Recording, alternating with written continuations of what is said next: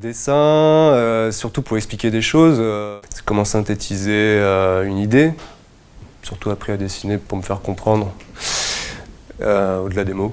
Quand on montre un dessin, c'est parfois bien plus direct qu'un discours. Ça sert à synthétiser une idée.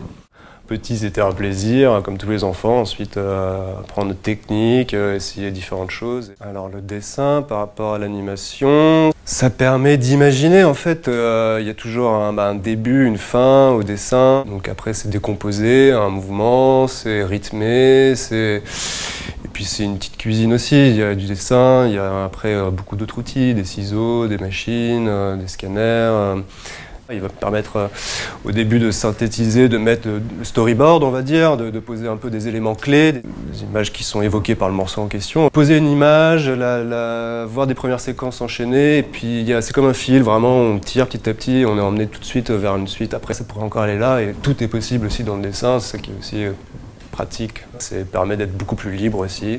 Ça, c'est la première fois que je fais ça, donc c'était toujours intéressant de relever de nouvelles expériences, enfin essayer de nouvelles choses et avoir du coup des étudiants comme moi je l'ai été aux arts décoratifs, alors je vois à peu près comment on peut être aussi dans ce genre de classe.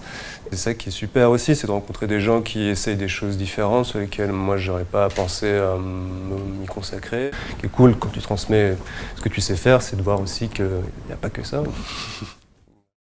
Je dessine des architectures inventées, fantastiques et imaginaires. Mes dessins en volume donnent une nouvelle richesse à ma production. Ça part d'improvisation et ça se construit sur le moment. C'est des images, des espaces rêvés, oniriques, qui sont des paysages, des architectures.